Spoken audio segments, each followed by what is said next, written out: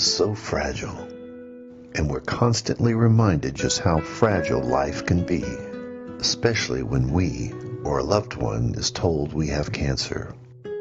Cancer survivor myself, I can tell you, we still feel very alone in this journey. There's a study that's been shown that patients who are socially isolated have a worse prognosis, have a worse outcome than patients who are socially interconnected. Buddies for Life is a non-profit cancer support group for those whose life has been impacted by cancer. We'll match you with the perfect buddy. Humor, hope, heart, and hugs. Humor, hope, heart, hugs, and a whole lot of love. We're offering you a free membership, so please sign up today. Share this with your friends and family, and support this community in every way you can. No one should face cancer alone. I am a chemo buddy for life. We are a buddies network. No one does cancer alone. Be a buddy. And we are all here for you as a community of love. We are chemo buddies for life. And if you've heard 3 words, you have cancer, for yourself or someone else, you belong with us at Chemo Buddies for Life. Healing through connections.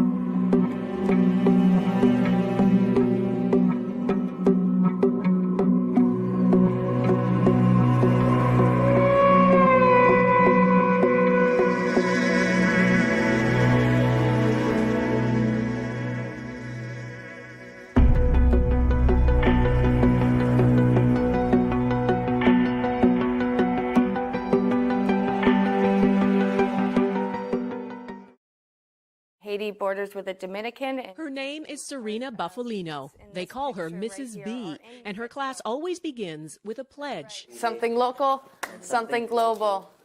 Haiti. They're words that carry weight here. Helping yourself means helping others, giving back, here and a world away in Haiti. And nobody's helping them, except for people like us. It was through her the class learned of Haiti, of the nearly 1 million orphans, many with no school, no support, no Mrs. B in their lives. They could not wrap their head around that. Mrs. B's students are among Toronto's most at risk. Their challenges vary from emotional and behavioral difficulties to learning disabilities. Their trauma is so severe they can't function in a regular school setting, and we aren't allowed to show most of their classmates. For most of the kids, most of society has turned them away. And in this classroom, they're accepted. They're accepted no matter what for who they are. Take Yolanda. She came here last year so burdened and withdrawn, she would often fall silent, sometimes for days on end. It was, she says, Mrs. B's patience, her quiet encouragement, that saved her. She actually saves people's lives from dangers. And perhaps that's why these marginalized kids feel such a kinship with the orphans of Haiti, and why they were moved to act. And so when Yolanda and Jackie and Patrick said, well, Miss B, we need to build them a school. Build a school, no easy task. They started out raising money. They sold samosas, washed cars, screened movies, you name it. And in just a few months, this little class raised $20,000. So much, it's not just a one-room schoolhouse they can build, but a full 3-story school. And so Mrs. B set off on a journey she'd dreamed of, up into the dusty mountains above Port-au-Prince to a town called Canaan. It's home to thousands of earthquake refugees who live with no running water, no electricity, and no school, until now.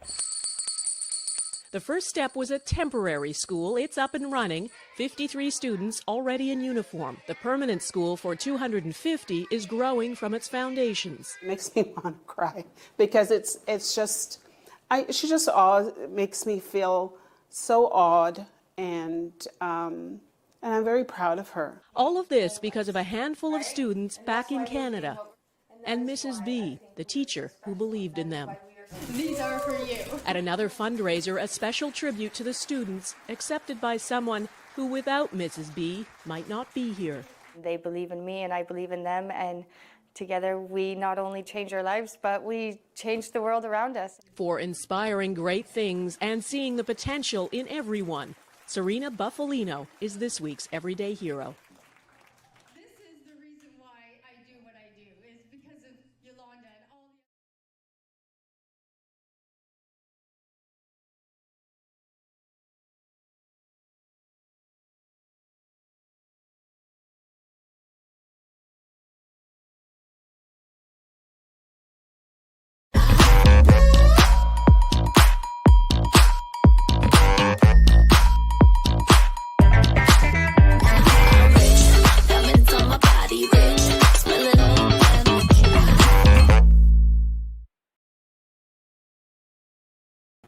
Good morning, and good morning, OMG. It is Friday. I know everybody, till this day, I'm still trying to make how we feel on Friday the same way we should feel on Monday. And I don't know if I'll win that battle. I really don't. No matter how much I say, okay, come on, it's the first day of the week and we're just going to get ourselves together and start fresh and everything. And they're like, Barbara, it's Monday. It's Monday. I get it. You have this extra energy and you need to calm it down. But you know what? I'm not going to calm it down because I believe, I have faith that we can do Fridays just how we like Fridays. We can do Mondays the same way. And then throughout the week. Because when you think about it, and this is what I get really into it, is that because as we all learned these past couple of years, time is of the essence. Time is of the essence. I mean, there's so many with dealing with this, the elephant in the room, dealing with the pandemic and, dealing with, just a whole different life. And not just for the United States. I mean, this is global. And that's why I tell people, I say, this is not something that's like happening here and there. This is global. And I think all of us have took that breather, that pause, because I know I have, and said to myself, okay, you know what? I hope I haven't been taking anything for granted. I hope I've been using every minute of the day to really appreciate being on this earth, being in this universe, and then appreciating the people that are around me. So I always tell people, I said, it could be, we wouldn't be here. I mean, I tell people all the time, last year in a 2-month time, I lost 14 family members over COVID. 14.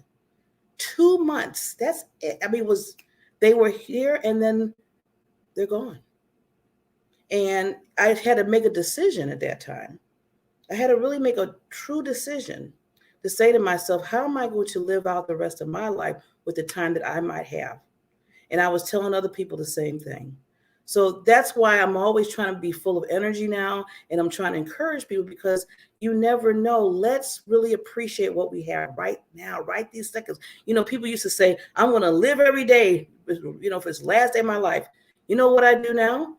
I live every second if it's the last day of my life. So I just want to encourage everybody to remember that. And just a little tip for this morning, just a little tip. But I want to really celebrate this Friday too, because I have 2 wonderful guests that will be back to back coming on, that basically, because of technology world, it wasn't doing me justice last Friday. And basically, but they were so nice and so generous to me. I just had to thank them so much, Miss Liz and James. I had to thank them so much because they said, Barb, I asked them, I said, could you please come next Friday, this coming Friday? And they were like, yes, I can do that. People have busy schedules. They're trying to, they're working with the world. So me, having to beg a little bit to see if they can come on to the next week, because everybody, schedules. But I'm glad that they opened up their schedule and they said, okay, I can come on today. So I just wanted to really give that honor right now to both, because, I know how things have to get. You got to adjust and everything.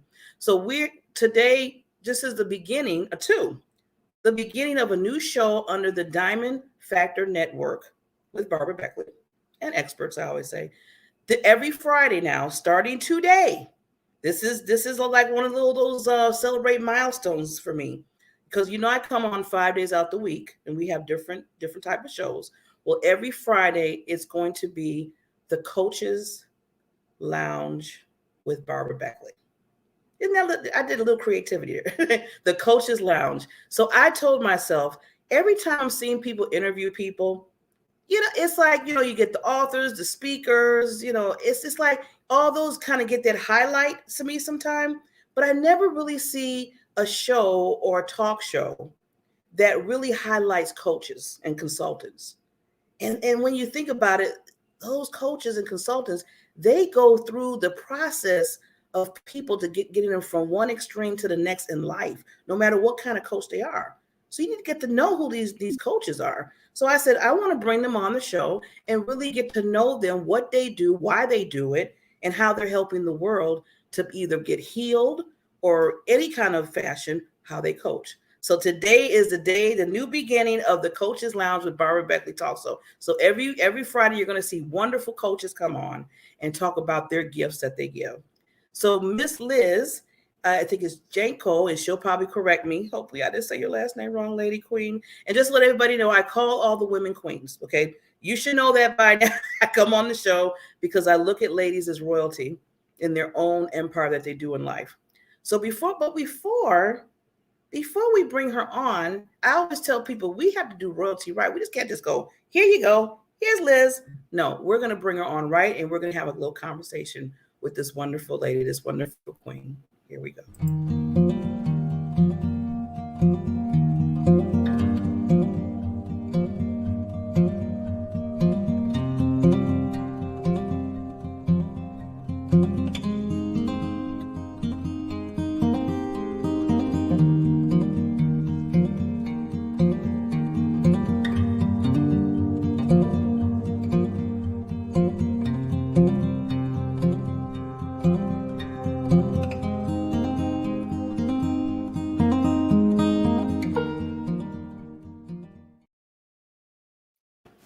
Hello, lady. How are you doing? Oh, I'm doing great, Barbara. Thank you so much for having me here. And I love that. I loved how you picked out all those pictures and created that wonderful introduction. Thank you. Oh, I'm glad you like it. I always get a little nervous because I always make that a surprise for all my guests because I want to know how much. But then sometimes I pull different pictures that they're like, oh, I loved it, Barbara, but I didn't know you went back in time. Wow. So thank you so much. I'm glad that you appreciated that. Oh, you picked a great snapshot of my life, I tell you. So thank you very much. Thank you too.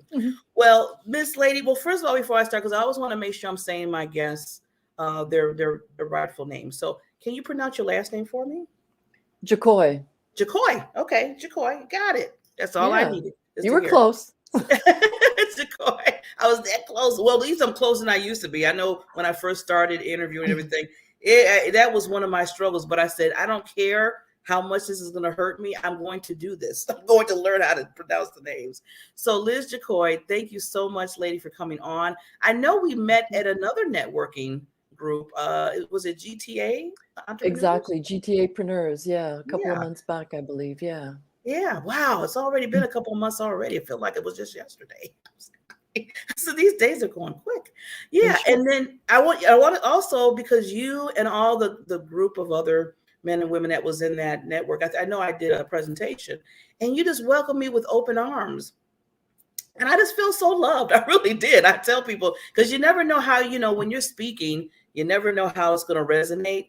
And when I got all that, love back and thank yous and everything, I said, thank you. The first thing I was saying to myself, they got some, hopefully they got some value. and oh yeah, we did. Absolutely.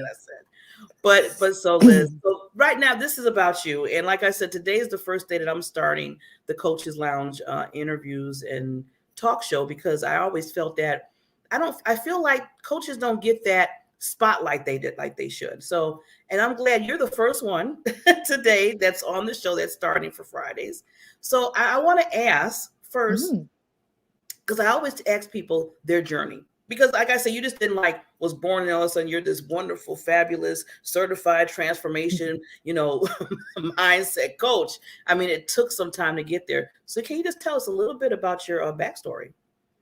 Absolutely. It did take, and you're right about it. It's not a straight line. Our journey is, goes backwards, upwards, like it's, lots of twists and turns in my life. My coaching journey, I guess, started probably when I was a little kid. And it goes back to, I remember when I was in kindergarten or grade 1, because I could speak Hungarian. My parents immigrated from Hungary. We had a neighbor that moved in across the street, was also from Hungary, but he couldn't speak English. So I said, don't worry about it. I'll help you. We'll link arms and we'll go to class and I'll translate for you. And so the teachers thought that was like, for a 5, 6-year-old, that was like truly remarkable. So I think from that moment on, I knew that I always wanted to be a teacher. But as life has it, right, we get thrown, we think this is our path, but we get thrown off different ways, right? And so, went through school, always thinking about, how can I help people? How can I help people? And I wanted to go actually be a phys ed teacher and guidance counselor. And when I was in university in those days, well, years ago, 30 years ago or so, they said, don't go into teaching. You're not going to get any jobs. And I wish I'd persevered and didn't listen to that advice, right? It's kind of like, how many times do we listen to bad advice, right, in our lives and go with it? Or not really choose our path. But so I decided that, okay, fine. I really enjoyed psychology. So I majored in psychology and took some philosophy and sociology courses as well. And when I graduated, I went into human resources. So I worked in different positions, anywhere from, advisor to benefits, all those kind of positions within HR. But I knew that something was missing, my true calling. So I moved into training and development and did that for a while. Stayed at home, decided to stay at home, had kids, couldn't juggle work and family, and just wanted to be home with the kids. Stayed home for about 10 years. And when I went back into the workforce, I did the reverse. Instead of hiring people and looking at resumes, I did the opposite because I felt that I had my background. I could then impact and help people in their job search by showing them how to do resumes and interview skills and doing workshops. And I loved it because I was moving people from despair to hope. And during that time, during my lifetime, by the time I hit, 2014, the year 2014, I had a breakdown. And the reason why was because it's like many of us, you have the start and stop, you get on this carousel, you feel good for a while and the world's great. And then something happens, and you crash again. Well, that happened to me. And I mean, I'd been involved in personal development, studied law of attraction. The thing was, I had a lot of common sense. I had a lot of knowledge about personal development, but I didn't know how to put it into practice. And so I decided, okay, well, I'm going to hire some coaches and mentors, spent thousands of dollars, and then developed my own methodology around 2017 and came up with a way, because I recognized that the challenge was not just changing our beliefs about I'm not good enough to I'm good enough, but it has to be a consistent application of taking a look at making a decision. You talked about making decisions earlier when you started the show. It's so true. We make decisions all the time. And so that's what I help people show, sort of walk them through that our beliefs are really our thoughts that guide our feelings, that guide our actions and results. So if you're not getting the results in your life, and that's what I noticed, it was because it was tied to some kind of belief. So I had to make a decision. Instead of looking at my beliefs as limiting, I had to make an empowering decision. Once I made an empowering decision, then I can look at my thoughts, my feelings, my actions, and my results and line it up with my decisions. So that's pretty much what I do now. That's just one it's sort of getting people to understand that they have this amazing technology between their ears. And it is a technology because you've got all these neurons. I mean, we're born with 100 billion neurons, right? But as we're growing up until 0 to 7 years of age, all we do is we're constantly recording information, collecting data and filing it away, right? Yes. And so that's what I do now. I move people from not looking at not having enough time to feeling trapped and suffering with self-doubt so that they can unplug from their work and spend time with loved ones. So that's what I do now. Well, first of all, Liz, you're doing a tremendous work, with coaching people. Because like you said, I always tell people when I'm talking to people, like you were just saying, you have to really get to the root and get deep where this whole unbelief that people have, especially about themselves. And it takes time a lot of times. Some people feel like, and I sometimes I see certain coaches be like, oh, just believe in yourself, bounce back, it'll be okay. And I'm like, oh, when I hear that, Liz, I'd be like, I cringe. It's not enough. It's not enough. Just like you said, it's a process. You have to walk them through it. Especially now, I was going to ask because something could happen in somebody's life, at an early age, some kind of, trauma, or if somebody said some words to them or what have you, and then they're growing up, still thinking about that. And now their adulthood, and they probably come to you because now they're like in this self-doubt kind of thing. And now you have to say, okay, we got to sit here and really dig a little bit deep and see what's going on here. Yeah. And it's kind of like, it's exactly. And for me, when I started doing the work, and that's why I found this so powerful, throughout my life, I always thought there was something wrong with me because I always had a challenge thinking, putting together workshops seemed like it was a lot of effort and overwhelm. And I was exhausted because of all the effort I was putting into it. And it seemed to take forever. And so starting to do this work, what I realized that sometime around the age of 7, I had this rock in the backyard and it was my thinking spot, kind of like Winnie the Pooh has his thinking spot. This was my thinking spot. And whenever my mom said, now if I did something wrong, right, and you go and think about what you just did, right? And so I'd go out to my thinking spot, but I used that thinking spot not only to sort of reflect and say, okay, what did I do? What can I do differently next time? Not to piss my mom off, right? But I used it for my creativity, my imagination. Like I'd go out there and wonder about the world and, what's life going to be like? Like it's pretty profound for someone at the age of 7. Well, what happened was, and this might help a lot of viewers to recognize some of their limiting beliefs as well. What happened was one day I had to go to my thinking spot. I don't know what it was for, but probably just to think, maybe about the world or whatever. And my dad, it was an area where we kept our garbage bins and it was just dirt. And so my dad was tired of going into the dirt. So he decided to lay down like a concrete floor. The challenge for him though was my thinking spot was in the way. So he buried it. Instead of moving it because it was too hard to move, he dug a big hole and buried it.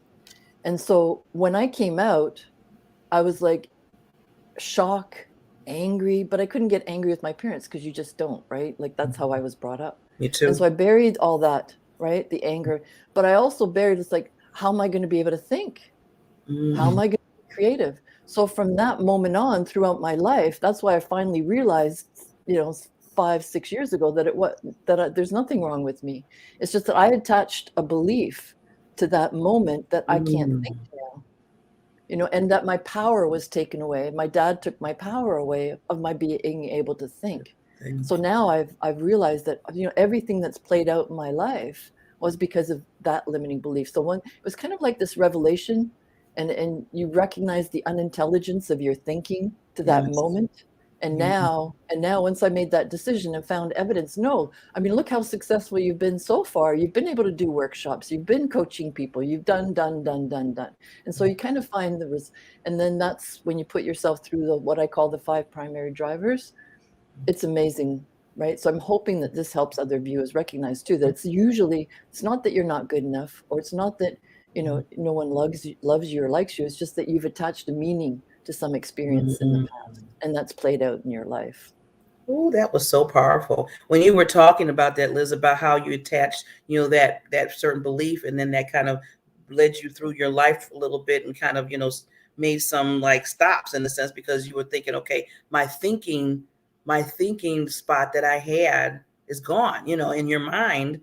And now what do you do? Because that was your, like, I always say that's like your little power ball. Like, that was something that was helping you especially at a young age. I have to give you so much kudos at that young age. You're helping out people to translate, their basically voice, and then helping other people and understand that you have to be creative and have that pause. I always like to say that pause when you're saying you're in that thinking spot to really get to, the thoughts that you're trying to get to. But when something stops it, that can be a problem. That can be a challenge, growing up.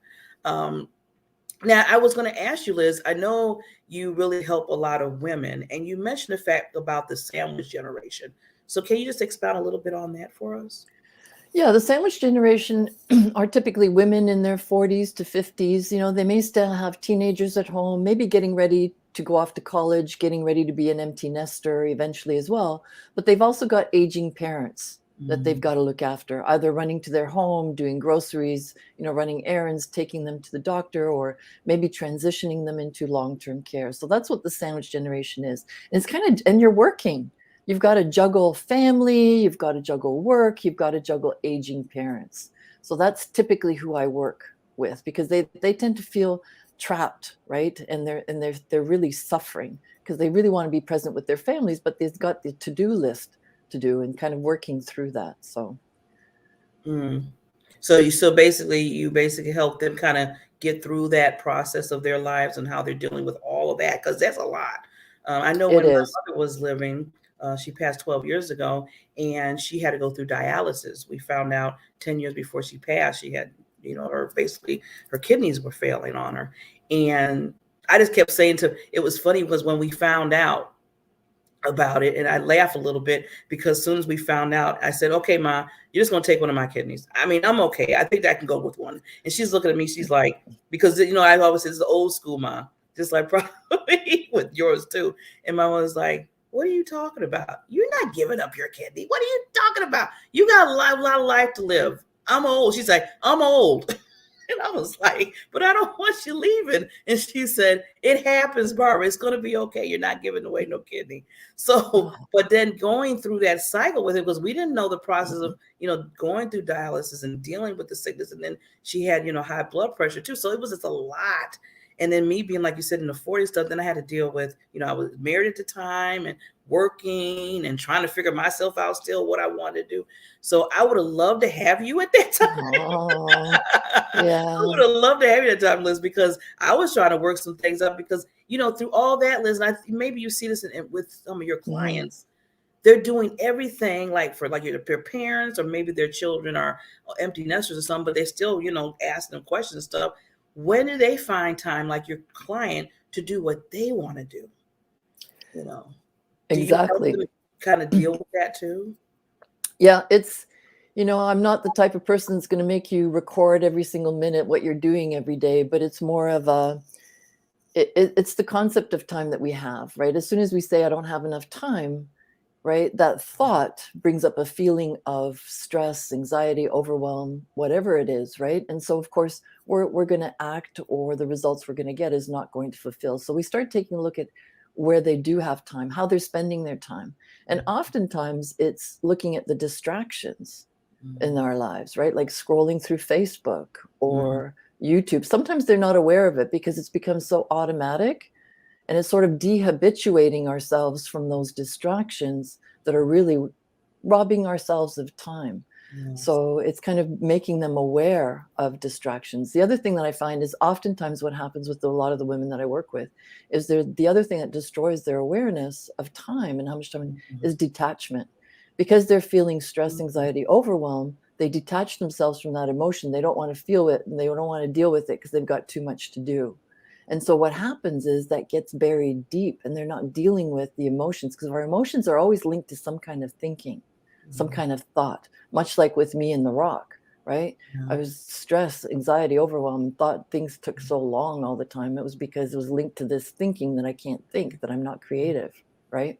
So yeah, so that's how I help them, is to sort of take a look at where are they detaching themselves from their emotions and bringing them back, and making sure that we look at distractions and eradicate and eliminate them so that they can have time for themselves and enjoy spending time with their families. Yeah. And I love how you said that, because a lot of times I know I talk to other people and myself, I used to do it, where instead of dealing with that particular, thing in your mind, you detach yourself. Well, you really attach yourself really to like maybe your job, or you get really, because you don't want to deal with the real thing that's going on inside of you. So you just kind of clam and just say, I'm just going to work. I don't want to think about it. I want to do this. I'm good. Don't bother me. But then somebody just stops you. Like you might come in their life and say, okay, let's stop. Let's pause. Let's kind of think about what you're doing. It seemed like you're just like this hamster going in this work thing. What is the real thing? What's going on? Yeah. You hit it on. You hit the nail. You hit the hammer on the nail. Exactly. Yeah. Yeah. That's what they do.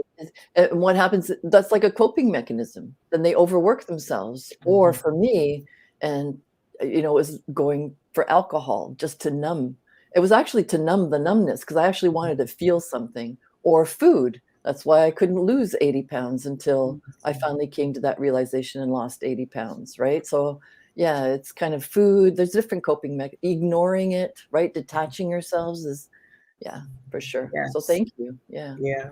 And now now this is what I got excited about. I love what you said. That looks like, kind of like a little quote that you have of your own. Think it, change it, live it. Mm-hmm. Where did that come from? Because that is, I wrote it down. I put it in the corner of my of my computer because I loved it so much. Well, when I started going through this work myself, even before I hired coaches and mentors, and I think, it's kind of like what you said earlier too. You make a decision, and you ever notice that synchronicities and coincidences kind of line up? So exactly. So when I made a decision that I have to change my thinking, because I was thinking that it was my thinking that was causing a lot of my problems. Like I'd think about when I'm going to the refrigerator for a snack. Now, why am I going to the refrigerator for a snack at 8 o'clock at night when I clearly don't need it, because I've already had a good meals throughout the day, right? So I started thinking about what am I thinking about as I'm approaching the refrigerator and opening. It was pretty much boredom. And so that's where that came from, is start thinking about what you're thinking. Because once you know what you're thinking and you uncover the limiting patterns and the habituated thinking that's going on, that's causing you stress, anxiety, and overwhelm, that's when you can change it. So you think it, then you change it. And so once you become aware and you change it, going through the 5 primary drivers and other tools that I give my clients, then you can live it. Then you start living the new identity, the new habits, because you've dehabituated the old patterns of thinking. So that's why it's think it, change it, and then you start living it. I like that. Oh, I like that. And you know what you just said, Liz? I already have confirmation that you're right. That works, because I've been trying to really get back with my water. I'm trying to do the losing of the weight thing too. And I said, okay, Barbara, because I starting small. I had to do small steps. So because if I just do it all at the same time, it seemed like it always fails me. It always fails. So I said, okay, Barbara, start with water. Just start with water. So so last night I was up kind of late because I was doing, some things.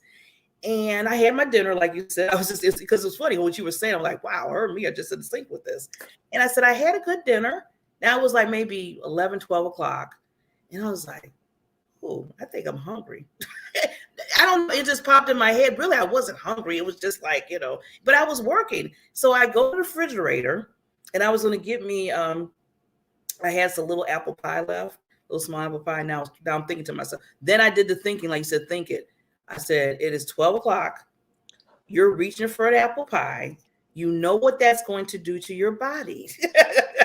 You already had a good, decent dinner. What are you doing, Barbara? So instead of reaching for the pie, Liz, I turned around and reached for that bottle of water, and I got out of that refrigerator quick. That's great. I did it. You did it. Awesome.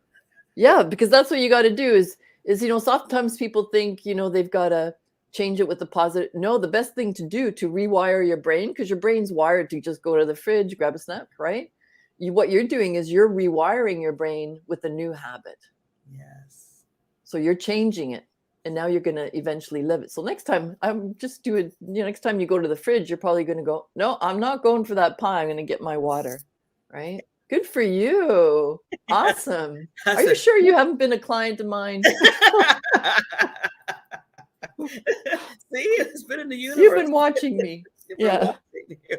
But Liz, it's just been very, oh my God, I just love this. I'm going to have to bring you back, Liz, if you don't mind. We're going to have to come back and, do some other things and people get to know more. And like I said, that's what I was saying about having this. And that's why I'm so excited to have this show, because just, people like you that really are helping people get through certain things in their lives. And it's all about that mindset coaching that you do and, understanding where things are coming from, why you're doing what you do. There's always that reason. And I like how you just walk them through their path of life so they can be I always say you can be a better yourself, and it doesn't matter what age you are, as long as you start somewhere. Right. Exactly. Like, I think what started me was at the age of 58. I saw this woman on Facebook, and she had lost weight. She'd never exercised a day in her life. And that kind of got me inspired. And I thought, well, if she could do it, because I had this thinking that I was too old, my metabolism was shot. I've done all these diets for decades, Mediterranean diet, grapefruit diet, like you name it, cabbage diet, you name it. I've tried it, haven't been able to lose weight.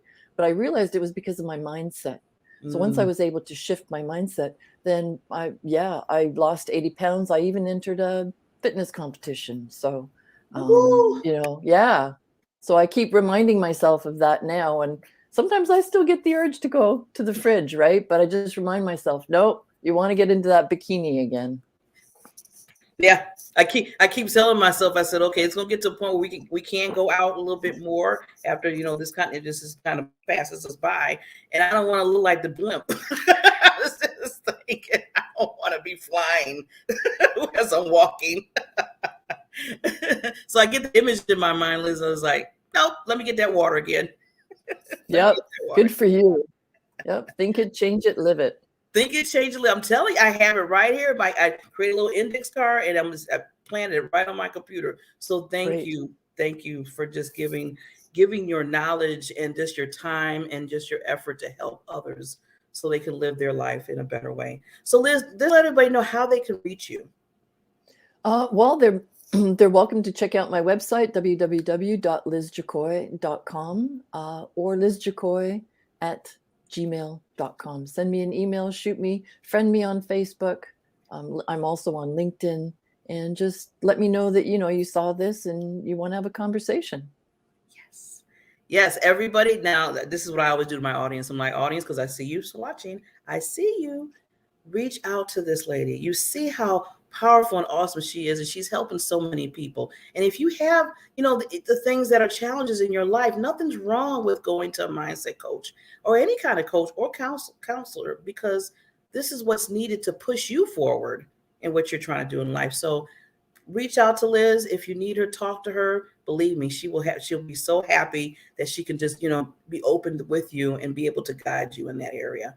So Liz, again, I thank you for coming on the Coach's Lounge today. Thank you. And I definitely, I wish you so much. I always say blessings to you and your family. And I'm just putting it out there again, and you'll be coming back. I don't want to say goodbye. I'll just say see you soon.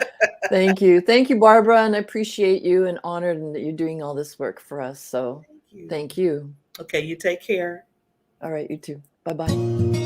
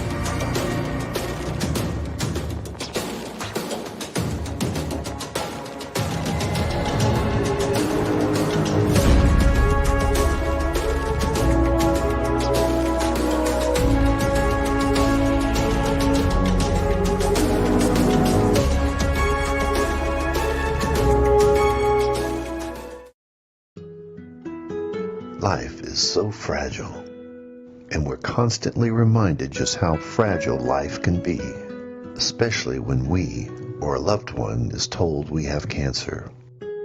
Cancer survivor myself, I can tell you, we still feel very alone in this journey.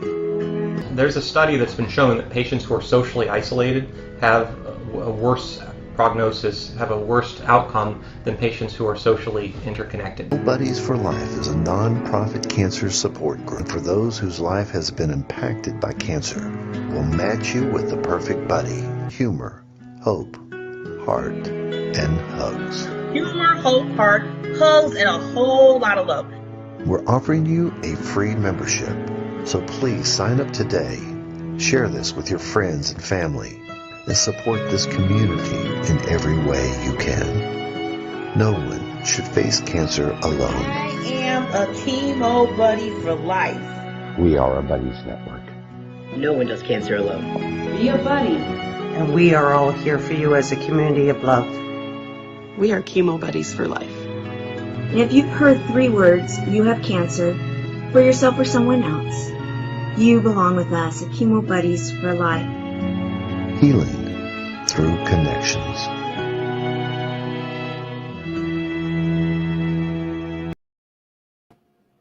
We are back. We are back. Wasn't that wonderful? I just love Liz. She is just phenomenal. Phenomenal. See, this is just telling me, this is giving me confirmation that this show on Fridays that I started today, just let everybody know today, the Coaches Lounge with Barbara Beckley. I am bringing some wonderful guests, some wonderful coaches on so they can really explain what they do. Give them the spotlight. I want to start giving coaches and consultants the spotlight because they, when you think about it with coaches, they come in a person's life and maybe months or a year or maybe 2 or 3 years. I mean, it can go, the years can go on where they're walking you through a cycle in your life or whatever, what they're coaching for, if it's for health, if it's for mindset, if it's, a life coach, if it's a trainer type of coach or whatever coach it is, they're coming into your life because they want to help you and guide you, get from one extreme to the next and let you know that it's okay. It's okay. You're going to be okay. This is, a lot of people, sometimes they cringe a little bit like, I don't know if I need a coach. I'll be okay. Stop it. I would tell people stop it because I know I have 3 coaches. Just to let everybody know. If Oprah has 5 coaches, come on now, then we all know we need at least 1 or 2 coaches in our life. And I have a business coach, I have a financial coach, and I have a mindset coach. Yes, I need all 3. Because I have my own business. I have a regular job during the day. And then I have this thing called personal life that I'm trying to get into myself. So you need that balance. And sometimes when it comes a little bit unbalanced, sometimes you need somebody to come in and say, maybe you need to do it this way. Or what are you doing over there? Or, so you need that. Sometimes those directions that helps you and guides you to make you a better you. And there's nothing wrong with that. Because that's what it's all about. Like I said earlier, time is of the essence. Enjoy the life not every day, I said every second of the day. So with that, I digress because I got to bring on another wonderful, fabulous guest that I have today. And he was so nice, just like Liz was, to when I begged and pleaded, please, can you come on this Friday? Because I had those technical difficulties, challenges, hey, it happens, but I hate when it happens when I have guests coming on. That's the part I don't like. But they moved the schedule a little bit for them today, and they were able to come on today. So I thank Liz for doing that. And then Mr. James, he's coming on, and we're going to get to know him and what he does for people. And I was just reading, because I always like to, I hate to say it like this, but when I have my guests on and I meet people, I check them out and I, look at what they do and listen to their YouTubes and stuff. And then I get more happy because I'm like, they're coming on my show.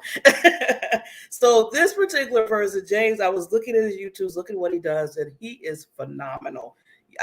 Believe me, I just met him, but I feel like I've been knowing him just through the YouTubes and stuff I've been watching. And he's an NLP trainer, author, international speaker, and life coach. He empowers people to get their goals in life, bigger goals done in life.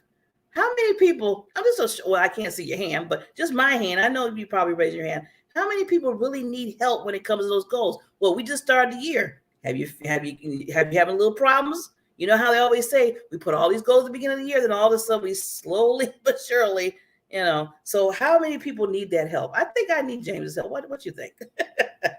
So, and then he had some big transformation in his own life, which I hope he discussed a little bit. And then he has this habit for humanity that he's really pushing in other countries, which I thought that was phenomenal. It's like I always tell people, when you give back and you want to help others in different areas, everything comes in your life just twofold because you are trying to heal and help the world. So he's doing that too. But, I just can't bring James on to say, boop, he's on the screen like, okay, James, I got to bring them the right way. I always bring my guests. We got to do an intro for them first. So we're going to see James in like the next, let's see, 1 minute. Here we go.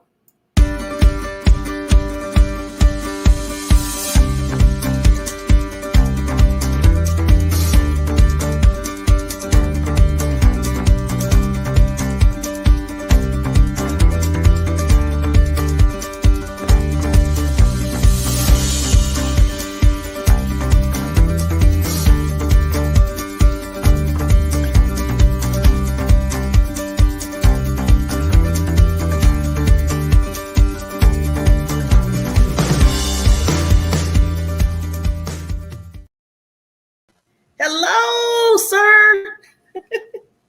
Uh-oh, you're on mute. I can't hear you. I can't hear your powerful voice. Well, while he is working on that, because we definitely got to hear him. That? There we go. Perfect. I got my nice blue here right next to me, so I can. Oh, you're ready. You can hear me well. Beautiful. Beautiful. How you doing? Well, good day for you. Yeah, I'm doing great. How you doing, sir? I'm well also. It's a beautiful sunny day, which is always good versus a gloomy winter day. It just, sunny day starts you off on the right foot, and so does a hot, cold shower. Yeah, you're right, because I did that early today, and that felt really good. Really good. Starting the day off right. So now, where are you located, James? Where are you located? I'm in Toronto, Ontario right now. Oh yeah, you're in Canada too. Yep. I'm telling. Well, I think I told people, and I think I met you at the network as well, right? Yep. Right. I'm telling everybody, you need to go to GTA. I think Entrepreneurs. I hope I'm saying it right. Yep. You are GTApreneurs. I think it is. Yeah. Yeah. Exactly. Yes. Wonderful, wonderful individuals. I've met Liz. I met James. Some others are coming on the show, and later in the months. And welcome me with open arms, James. Thank you so much. You all just was like, I feel like it was family. It's a good group. It's a really good group. No, you're right. It's a really great group, and there's lots of cool groups. There's an Oakville networking group, which is great as well. I mean, it's Oakville's the name of a city, but again, anyone can join. So it's a really great group too. We have people all over the world, all in the spirit of connecting and being interactive, because it can be hard these days to be interactive and personable. I know. And then I would never thought I was sitting there in Canada. So I was like really like a little kid in a candy store. I said, I'm all the way in Canada today. I'm loving it. Go. We'll send you some snow. We've got enough. We got enough for a while. No, James. I'm sorry. Funny. I'm trying to leave away from snow. I live in Wisconsin. We get that too. I'm like, fair enough. Too funny. Oh my goodness. So I'm glad to be here. Let's talk about some really cool stuff today. Let's really get into it, because like I said, the whole object of this show that I have on every Friday, and you probably heard, is the coaching lounge. So I wanted to spotlight coaches, because I feel like you don't get your time. I feel like people don't really understand and really see what you're doing in people's lives and why you even started and what you do as a coach. So fair. Give us some backstory, and then we'll go from there. For sure. Well, I used to be in a corporate career for about 14 years. I was with IBM, Novell, Lenovo, and I learned a lot. I learned a lot definitely about business and people. I also learned a lot about the way I didn't want to run a business, or different things. I wanted to interact with people differently. I also didn't like begging for 3 weeks off, or only having 3 weeks off. I mean, it just blows my mind as an entrepreneur now, over 9 years, how people can survive and not burn out on less than 6 weeks a year. And in Europe, they think we're crazy, and for just cause, because we crowd 3 weeks a year. I And know. that's it. Like I take 3 weeks a quarter off, 2 to 3 weeks a quarter, because you have to. Now I'm an entrepreneur, and there's a lot more stuff going on in my brain than I guess someone working for an organization, because I am the accountant. I have an accountant, but I am the accountant in some days. I am the entrepreneur some days. I'm the bookkeeper. I'm the networker some days. I'm the marketer and the salesperson. But again, hire all those people, yes, and outsource that. But still, your mind is doing all these different things. So yeah. But it's fun, that's for sure. But wow. So I was in corporate career. We got a bit on a tangent there. I was in a corporate career. I got laid off. It's like squirrel. Got laid off in the height of my sales career, not once, but twice, due to corporate downsizing, hiring and firing, all that nonsense. And the first time I got laid off, I said, I really don't want to do this corporate thing anymore. I want to do something. I want to help people. I want to do something passionate. I want to start my business. I'd been a serial entrepreneur for a while when I was younger. At the age of, I think I was 8. I had a snow removal and lawn care business when I was 8. I give customers bills.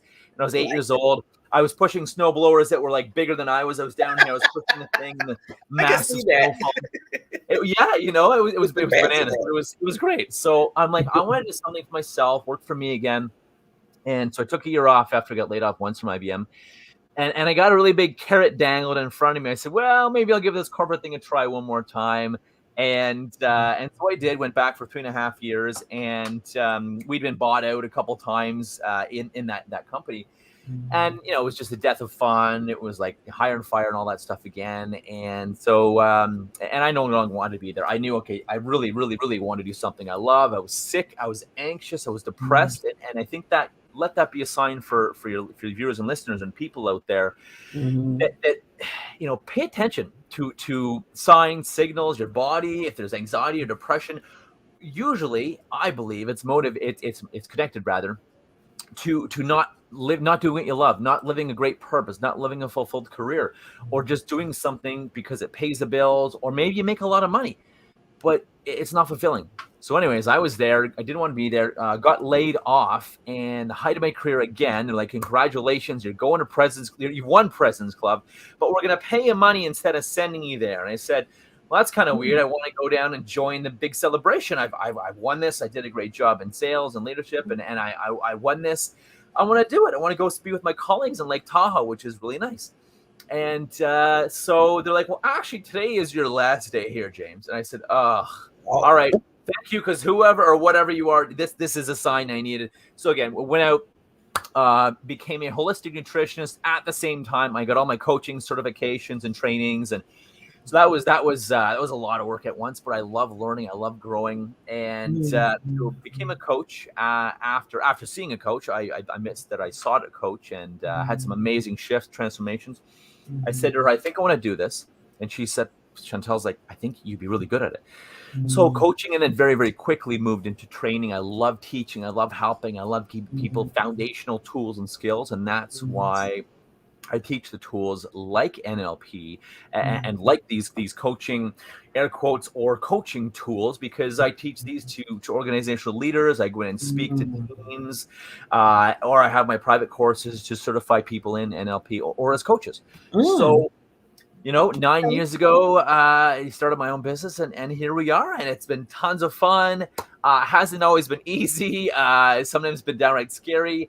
However, that it's the most rewarding thing I've ever done. And I think when you push through all that stuff, it equips you, and life happens, for us, not to us. Yeah. And that's why I'm here. That's why I'm resilient. That's why I can help people authentically, because I've been through a lot of crap in life, and pushed through, starting a business, having a business, and COVID.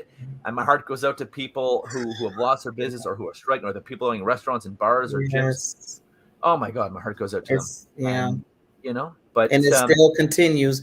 But it's that choice, like you said, James, through everything that you went through. I mean, everything I was listening, but this is the age when you were doing that. I'm just thinking about you doing that snowplow. But this is in my head for some reason still. I can just do this little kid bush is massive machine. The snow falls over my head. The snow is over my head. But see, that shows just going. I mean, it's cute and funny, but it shows how you were determined, even at that age, until now, how you push yourself through all the corporate stuff and all that. Believe me, I understand about the corporate. It's funny. I'm in both worlds. I have my own business and I work a corporate job during the day. So I'm just totally crazy, but which I love it. But and there's nothing wrong with being if you love it, if you have a job in a corporate environment or organization or nonprofit or government, whatever. If you love it, awesome, do it. If it lights you up, fulfills you, awesome. Mine didn't. And I mean, there was obviously parts that I loved. The people, the camaraderie, traveling all over the U.S. was amazing. I did learn a lot too. However, just in my heart, I knew there was something different, and now I can go back in and teach them the things I've learned as an external expert. I go back and teach. But if you love it and you're passionate about it, great. But if you find your job is sucking your soul, maybe even your own business is sucking your soul, something is wrong and something's got to change. Otherwise, it's a slippery slope to anxiety, depression, fatigue, burnout, chronic fatigue, which I've had all of them. Obesity. I've had, I was 60 pounds heavier when I was younger too. Yeah, I was going to talk. I wanted you to talk a little bit about that because I noticed that, you went through a transformation in your own life where, with the weight and depression and everything. So, doing all that, James, just can you give us a little bit of how, went from that point? Yeah. So it was interesting. And this was before I saw my coach, and I think we all consciously know this, that with booze or food or drugs or sex or gambling or I don't know, what am I missing? Sex, drugs, rock and roll, all these vices, food's one of the biggest drugs there is really. And I had it too. Like I would emotionally eat. I'd be at a bar if I wanted to talk to a woman and I was at a bar, I'd have to get partially drunk first to have the confidence to talk to her. So I take 4 rum and cokes, 4 straws, suck it back in literally 5 seconds. And I'd wait about 15, 20 minutes and I could talk to a woman. I mean, and that's not of course not ideal, right? Mm-hmm. Again, food, I was eating to pacify things, eating to shove emotions down. Mm-hmm. I dealt with a lot of bullying and trauma when I was younger. So there was a lot of stuff. And as much as we say, oh, no, that's in the past, or oh, I'm over that, or oh, I don't care about that, it's there. And until you work on it and do the deeper work, yes, and it's a journey. It's not a destination. It's not a one-time thing. It's going to be there, and it's going to affect you negatively in your relationships, your career, your sales, your marriage, your friendships, your ability to make money. Do I have your attention now? Everything, and so that was me. It was drinking more than I should, a lot more than I should have, and going very wild on weekends, and eating more than I should. Eating a lot of treats and I had crackers and cookies and stuff for lunch. I mean, I had healthy food too, but it was too much snacks and junk, and it was again filling that void, numbing that pain. Yeah, and I wanted to stop it because it wasn't good for me. I like being fit and healthy. I'm a lot less than 60 pounds heavier than I was before. And that's the thing. I've kept it off for about 18 years, which is almost unheard of. It's easy to lose weight. You can starve yourself, which is a very poor way to do it. However, you can lose weight easily by starving yourself and not eating. But most people don't keep it off, and I have it, and I can promise you, it's 1,000% because of the mindset and the work I've done, the coaching, the training, the tools. It's 1,000% because I've done this versus everyone knowing you should eat better or do better or not yell at your spouse or your dog or your kids, your girlfriend or boyfriend or colleagues, and you should do this, and I shouldn't use the word should. It's best, and you want to be more, I don't know, extroverted or be more active or be healthier or be more donating and giving and work smarter or work harder. But we get defocused, we procrastinate, we find our heads in the fridge or the pantry. And we're not snacking on carrots and hummus, right? Or an apple or something.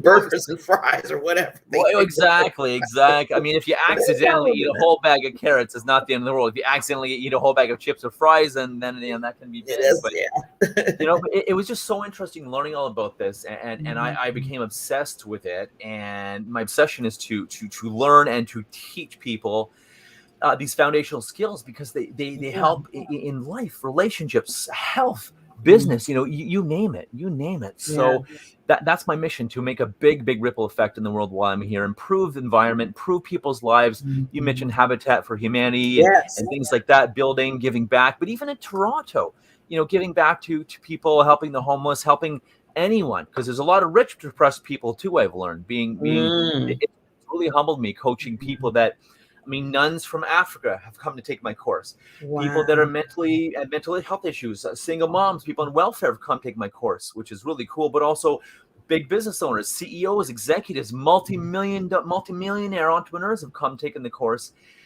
and worked with me and coached with me. And it's incredible to see we're all just humans. People revere people that are rich or big or powerful. We're all human. We all have the same shit going on. And it's very humbling. It is very, very humbling. And you learn a lot. So that's a bit about me, how I got started, why I'm so excited. You know, it heals myself in my past too, as I help others too. And wow, is it ever fulfilling. So I think really we're put on life to help people in some way. Even if you're a corporate CEO, you can help people in some way. Be a coach for your folks. Be a leader. Walk the talk. Be an inspiration to people. Whatever it is, donate or give. It's easy to donate. Give back. Give your time. That's a more challenging thing, and I think more useful than just here's money. You know, give time, give back somehow. Mentor people or something. Go mentor the homeless or talk to people at homeless shelter or mentor youth or at risk. Whatever, right? But I think our purpose here is to live a purpose, find our purpose, and live a meaningful life. And there's so much anxiety and stress and depression, drug abuse, alcohol abuse, whatever abuse because of it, spousal abuse, anger, rage, you know, all this stuff because of it. So but it all boils down to being happy and also being happy where we are too, versus, well, when I'm rich, well, then I can be happy. When I do this, when I get a wife or husband or girlfriend or boyfriend, or when I lose weight, I'm happy. When the cow jumps over the moon, I'll be happy. No, because it never comes. The cow may jump over the moon. That'd be interesting to see that cow jumping over that moon. It'd be like, okay, that made me happy because that was just phenomenal how that cow was incredible. Cow jumping over the moon. But James, it's so true. I was just going to ask you, sir, because I just love your energy. And thank you. And I was going to ask you, because I always ask this question with coaches, like, you know, because, the word coach, everybody has that, like, coach. And so everybody's a coach. So I always ask people, what do you think, what makes you unique differently than the next coach that's doing something similar to what you're doing?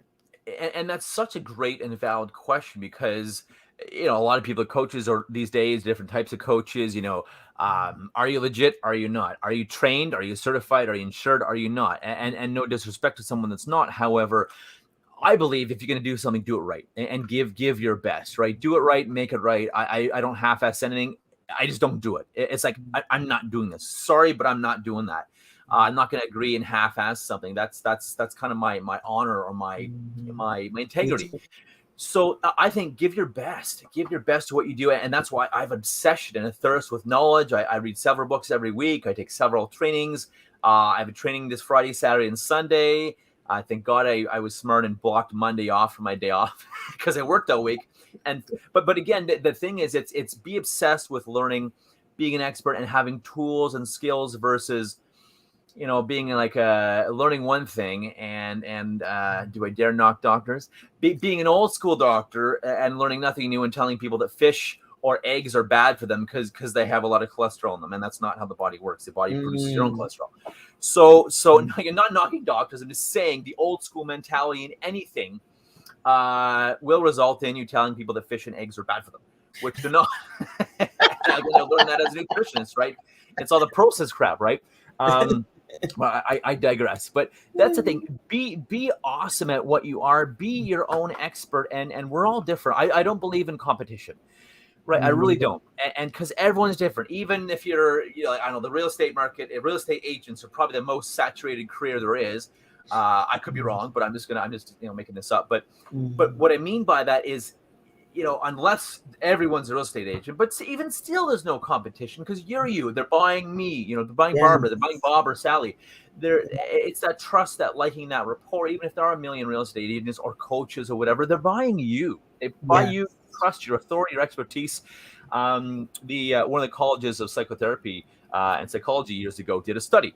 I think it was to prove their tools were the best, but what they actually ended up proving was that it's the coach-client or therapist-client-patient relationship that is most important. Tools, yes. Techniques, knowledge, yes, is important too. But most important is that coach-client relationship in getting the results. That's the biggest thing. Wanting to help someone, knowing, giving them your best, believing in them. That's the biggest thing. So anyway, that's interesting. I'm glad you brought that out, James. Yeah, it's a very neat statistic. It's a very neat piece of research. It's the therapist, coach, client, play, patient relationship. So, one thing that makes me different, I like to teach. I love to teach. You've heard the teach a person a fish, you feed him for a lifetime, you give a fish, and if he eat for a day or an afternoon.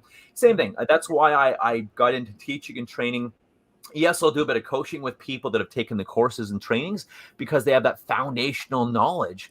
It's like, I don't know, someone going to a corporate environment or business. Yes, you teach them about the business and how to sell or how to work or how to do their job, but they need the foundational tools of life, of experience, of some schooling, right, or some expertise in their field. They need that. So it's the same thing. I teach these foundational tools, and that's what makes me different. Plus, I really give a shit. I want people to win.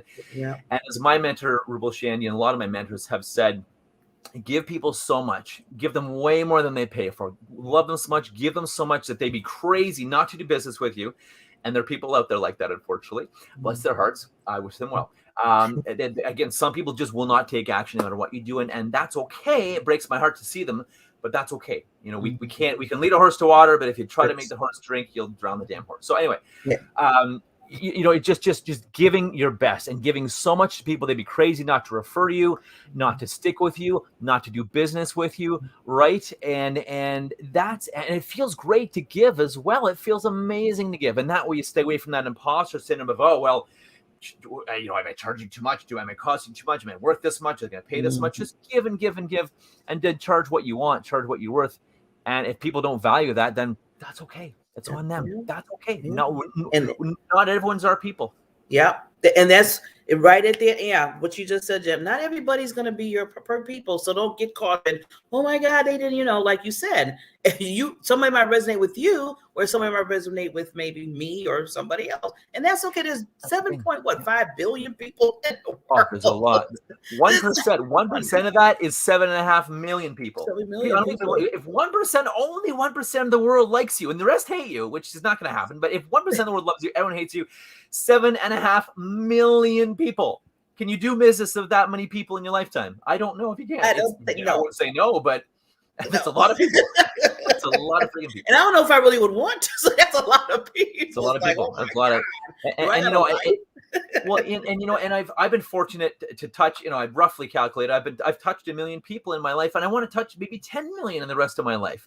I haven't directly worked with 1 million. However, somehow with I've touched people or trained people or leaders or coaches or my podcasts, my seminars, and speaking for big conferences online and speaking for big companies. I believe I've touched 1 million people, and I want to touch 10 million more before I go.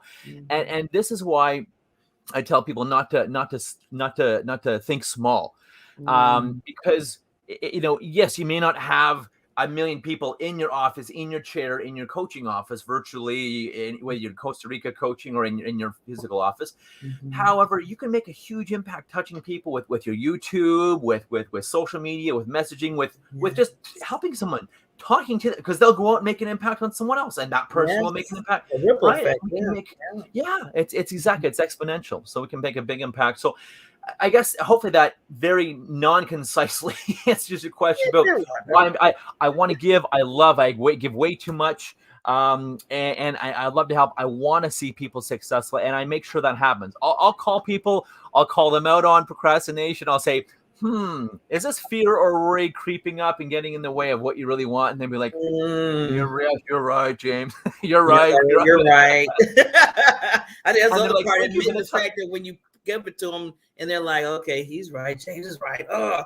Well, and I was, they're like, thank you for the tough talk. Or a day or two later, they're like, you ruffled my feathers a bit, but thank you for the tough talk. I needed that. And, be raw and real with people. If you're like, oh, yeah, no, okay, well, yeah, life's hard and blah, blah, blah. No, stop the victim story. Do you want to be successful? Do you want to be happy? I love you. I want you to win. Stop this bullshit story.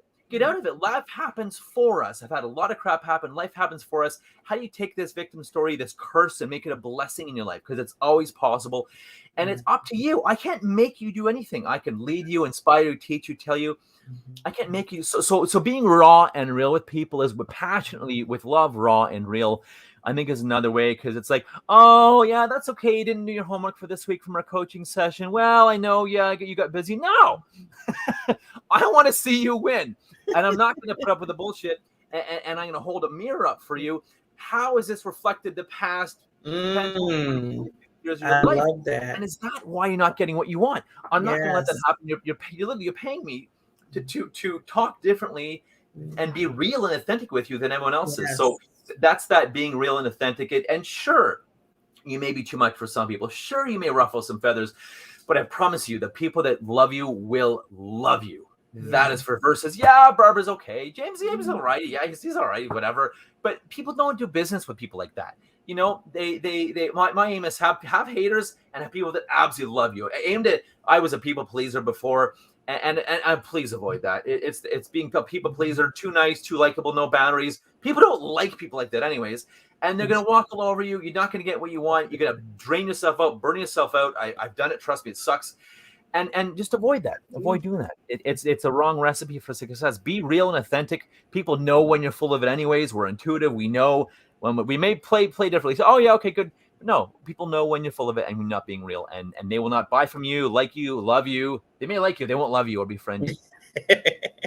But James, I'm just loving this. I'm gonna have to bring you back. This is like I need an hour with you. Well, for sure, exactly. Well, we'll wrap up, and I can give you a last thought if you want, and then I was going to say. I'm glad you said that, because what I usually do, I take myself down for like 30 seconds. I want you to give people that last thought that you have. So I'll be right back. Beautiful, beautiful. What my last thought here would be, guys, is to avoid worrying. My biggest message and biggest piece of advice is to avoid worrying what someone thinks about you. Avoid worrying what someone thinks about you and trying to please parents or culture, society, religion, people, the Joneses, the haters. Avoid trying to please them. Avoid worrying what any of them thinks about you. Trust me, there's so many people that live for their parents or live so their parents can talk about them.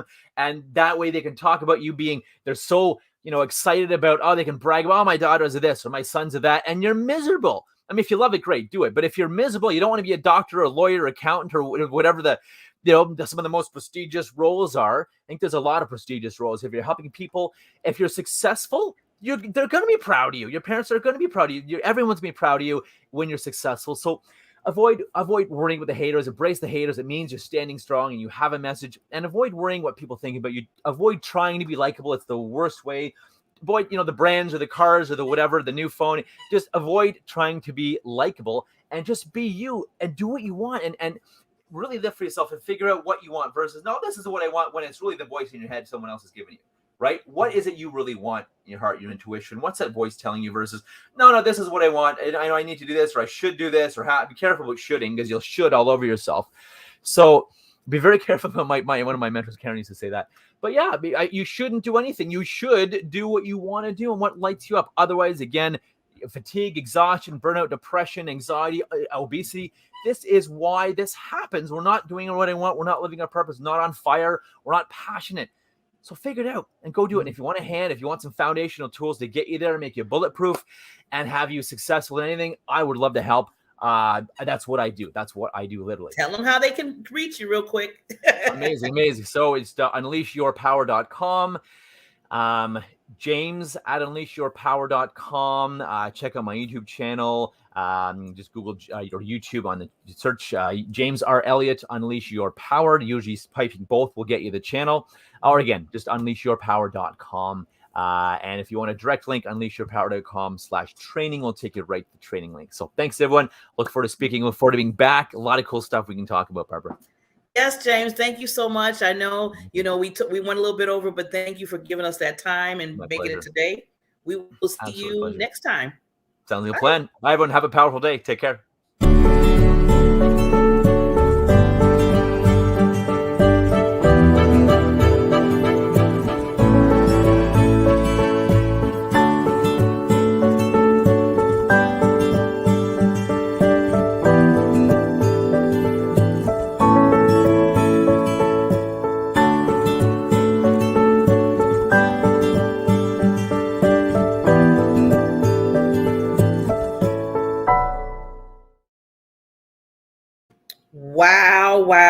wow. I just hope if you didn't see the live right now that you look at the replays of these two wonderful coaches, Liz Jakoi and James Elliot. I don't even think I said his last name because we were just in our conversation. We were just getting full conversation. And I was like, Dad, I didn't get to say his last name. But James Elliot, he is, you see, he's very powerful, very, very, you're talking about passionate.